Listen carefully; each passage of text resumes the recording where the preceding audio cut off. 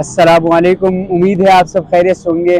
तमाम ही मुसलमानों को ईद उल फितर अजीम मौके पे के रमज़ानुल मुबारक को हमने बेहतरीन तरीके से गुजारा। इसमें बहुत सारी इबादत की, बहुत सारी अल्लाह से दुआएं की।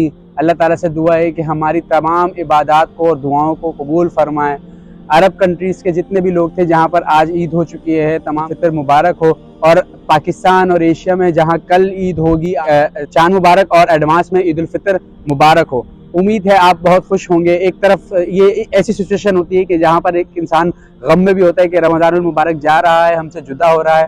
एक ऐसा महीना है कि जिस महीने में बहुत सारी इबादत करने का मौका मिलता है, अल्लाह से कनेक्ट होने का मौका मिलता है। आम रूटीन में हम बहुत मसरूफ़ होते हैं, लेकिन रमज़ानुल मुबारक एक ऐसा महीना होता है कि जिसमें हम तमाम मसरूफियात को तर्क करके, तमाम मसरूफियात से बालातर होकर अल्लाह के हुजूर सजदा रेज होते हैं और दुआएं करते हैं। अल्लाह ताला हमारे तमाम रोज़ों को कबूल फरमाए। पाकिस्तान में जितने भी मेरे साथ रहने वाले, मेरे दोस्त, मेरे साथी, मेरे घर वाले, मेरे वालिदैन, मेरे पेरेंट्स, मेरे रिश्तेदार और मेरे स्टूडेंट्स जितने भी हैं, तमाम को ईद उल फितर मुबारक हो। उम्मीद है आप लोग बहुत खुश होंगे और इस पुरमसरत मौके पर बहुत खुशी का इजहार हर साल की तरह इस साल भी करेंगे। तो इनमें उन लोगों को ज़रूर याद रखिएगा कि जो इस साल इन पेंडेमिक की सिचुएशन होने के बाद और ये पिछले 2-3 साल से जो पाकिस्तान और ख़ास तौर पर कराची वाले कि जिस क्राइसिस के अंदर कराची चल रहा है, उन लोगों को याद ज़रूर रखिएगा। वैसे ये बोलने की ज़रूरत नहीं है, क्योंकि हमारे लोग तो वैसे ही इस मामले में बहुत कॉन्शियस होते हैं और बहुत ख्याल रखते हैं अपने साथ रहने वालों का, अपने साथ बैठने वालों का, अपने साथ उठने वालों का, चाहे वो इफ्तारी की सूरत में हो, चाहे वो सहरी की सूरत में हो,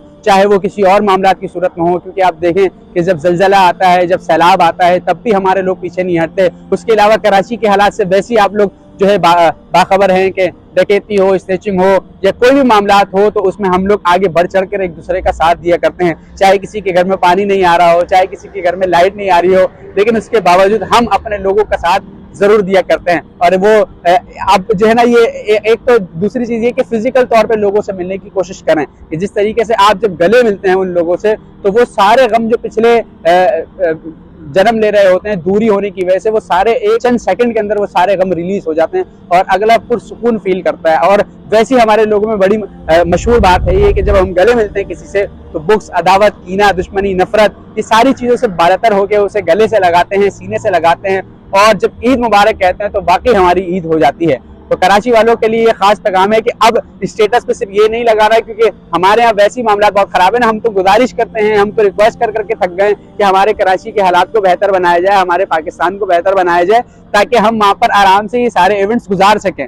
कराची वाले वैसे ही बड़े परेशान होते हैं। अब रमजान में अब एक तरफ रोजे, एक तरफ नमाजें, एक तरफ इबादत, पर जब रात में शॉपिंग के लिए निकल रहे हैं तो एक अलग ये टेंशन चल रही है कि यार कोई पैसे छीन के ना चले जाए, कोई जो है वो गाड़ी उठा के ना ले जाए, कोई गाड़ी चोरी करके ना ले जाए, कोई मोबाइल ना चल रही है। छोटी छोटी चीज़ों में हम लोग इतने जो है वो पागल हो चुके हैं, हम वाकई पागल हो चुके हैं। हम लोग अब गुजारिश करते हैं कि खुदारा इन ईद के दिनों में इन मामलात को कम किया जाए, ताकि हमारे लोग बाहर निकल सकें, अपने फैमिली के साथ खाना खा सकें, घूम फिर सकें, पुरसुकून तरीके से आराम से कहीं भी ट्रैवल कर सकें।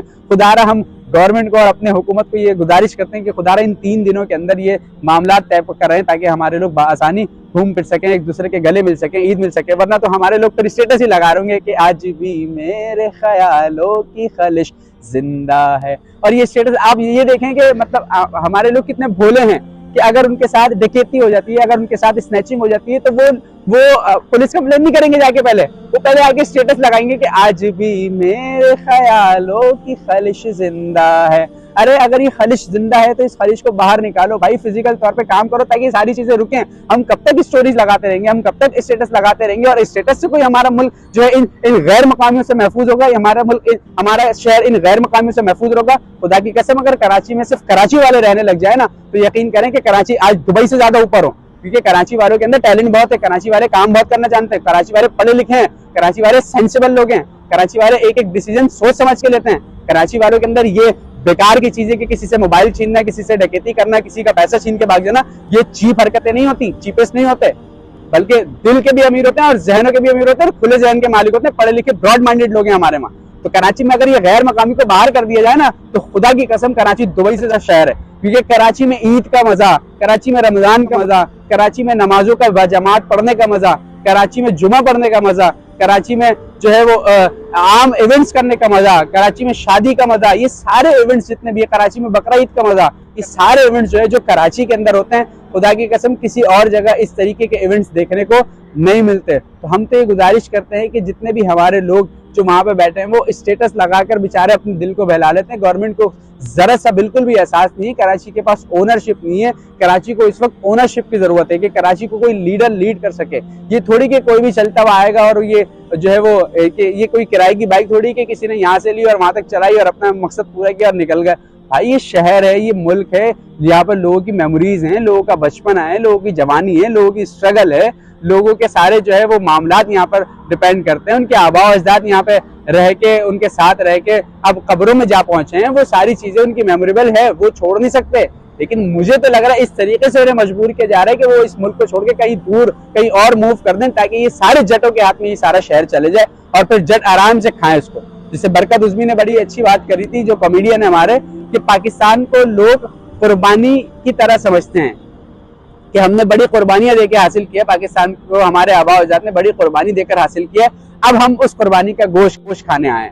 तो बिल्कुल इसी तरीके से कि कराची का जो कराची जो शहर है हमारा, जो सबको पालता था, आज उसको इस तरीके से बोटी की तरह नोचा जा रहा है। इस तरीके से इस तरह बोटी छीनी जाती है, इस तरीके से छीना जा रहा है। तो हम गुजारिश करते हैं कि आज इस मुसर्रत मौके पर ईद उल फितर में अपने साथ रहने वालों का, अपने घर वालों का, अपने दोस्तों का, अपने रिश्तेदारों का खास ख्याल रखें, क्योंकि ये वो सिचुएशन होती है कि इस मौके पर बंदा आपको बता भी नहीं सकता उसके क्या हालात हैं। क्योंकि हम नॉर्मली जब भी किसी से पूछेंगे ना कि क्या हाल है, तो वो यही कहेगा कि अल्हम्दुलिल्लाह अला कुल्ली हाल, कि मैं बहुत हर हाल में अल्लाह का शुक्र अदा करता हूँ। लेकिन दिल के हालात, जो आंखों के पीछे जो छुपे हुए राज हैं, उनको भी पहचानने की कोशिश कीजिए, उन पे भी गौर व फिक्र कीजिए, ताकि उन लोगों का साथ दे सकें। क्योंकि हम ही हैं आपस में जो एक दूसरे को साथ लेके चलते हैं। हम ही एक कराची वाले एक सिटीजन हैं जो पूरी दुनिया के अंदर, मुझे तो नहीं लगता कि यहाँ पर पड़ोसी का भी पता होगा कि वो क्या करता है, लेकिन हमें वहाँ पर सारा कुछ पता होता है कि हमारे शहर में कौन से लोग हैं, क्या लोग हैं, कैसे मिलते हैं, क्यों छुपाते हैं हुजूर अपने, क्यों नहीं बता सकते, ये सारी चीजें हम उनको जानते हैं।